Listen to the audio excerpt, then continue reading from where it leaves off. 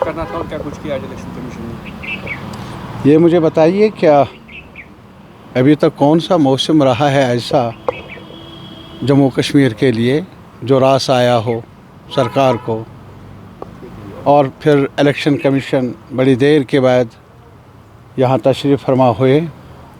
लगभग सारी political parties ने एक ही मुद्दा उठाया कि जम्मू कश्मीर को दुनिया की सबसे बड़ी जमहूरियत से दूर क्यों रखा जा रहा है, ये सवाल था। और उन्होंने जो जवाब दिया था, लग रहा था कि शायद कुछ होने वाला है, कुछ होगा।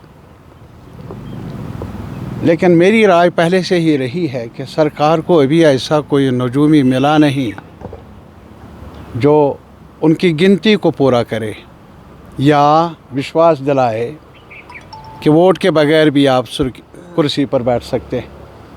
ऐसा हुआ नहीं। याद कीजिए आप, मैं अपने आवाम से मुखातिब होकर कहना चाहूँगा कि रीऑर्गेनाइजेशन एक्ट के बाद, जिसको मैंने बार बार कहा वो डिसऑर्गेनाइजेशन एक्ट है, जिसने हमारी रियासत को तोड़ा, डाउन साइज किया, और इसके अलावा डीलिमिटेशन के नाम पर पूरा ढांचा तितर बितर कर दिया। वो ऐसे कि डीलिमिटेशन हर जगह उसका अपना एक्ट है और उसकी बुनियाद है सेंसस। सेंसस के आधार पर नई हदबंदी होती है असम्बली की, पार्लियामेंट की। 2011 है हमारा असम्बली का, और 2011 की असम्बली वो जो सेंसस है उसके मुताबिक कश्मीर रीजन की आबादी ज़्यादा है, जम्मू की कम है। आज आप देख लीजिए कि जम्मू की 44% आबादी है और 48% शेयर मिला है उनको। ऐसा करने के बावजूद 7 सीटें का इजाफा हुआ और 6 जम्मू को, और वो भी उन मनपसंद कॉन्स्टिट्यूंसीज़ में, इलाके में जहां उनको लगता है कि वो जीत जाएंगे। फिर भी गिनती पूरी नहीं हुई। मैं आपको याद दिलाना चाहूँगा कि जब प्राइम मिनिस्टर ने ऑल पार्टीज़ मीटिंग बुलाई थी तो होम मिनिस्टर साहब ने कहा कि डीलिमिटेशन, उसके बाद इलेक्शन और उसके बाद स्टेटहुड, ये क्रोनोलॉजी उन्होंने बताई जिसका तज़किरा ऑनरेबल होम मिनिस्टर ने उस मीटिंग में किया। मेरा ये सवाल है, इस क्रोनोलॉजी में आपने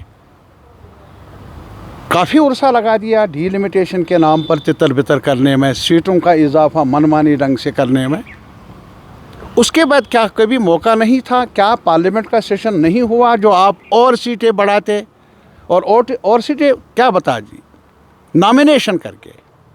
और नॉमिनेशन क्या है? जम्मू खित्ते में रहने वाले लोगों के लिए, कश्मीर के लिए नहीं। अगेन मेरी नज़र में ये पूरा एक्सरसाइज डीलिमिटेशन से लेकर नॉमिनेशन तक अपने नंबर को बढ़ाने की एक कोशिश रही है बीजेपी की तरफ से। तब भी इलेक्शन कमीशन को यकीन नहीं है। शायद इलेक्शन कमीशन को यकीन हो भी, लेकिन सरकार को यकीन नहीं है, और इसी वजह से ये मौसम रास नहीं आता। और फिर मुझे ये लगा आज जब इलेक्शन कमीशन ने कहा कि जब असम्बली का चुनाव और पार्लियामेंट का चुनाव, वहाँ कुछ कैंडिडेट्स को और सिक्योरिटी देने का सवाल। मेरा एक सवाल है, कल अगर पार्लियामानी कॉन्स्टिट्यूंसी का चुनाव होता है तो क्या वहाँ कैंपेनर्स नहीं होंगे, सिर्फ एक कैंडिडेट होगा? पॉलिटिकल लीडर्स, पॉलिटिकल एक्टिविस्ट वो कैंपेन कर लेंगे, उनकी सिक्योरिटी का भी ख्याल है। उसी के साथ वो असेंबली के उम्मीदवार भी बन सकते थे। ये लॉजिक, ये दलील हज़म होने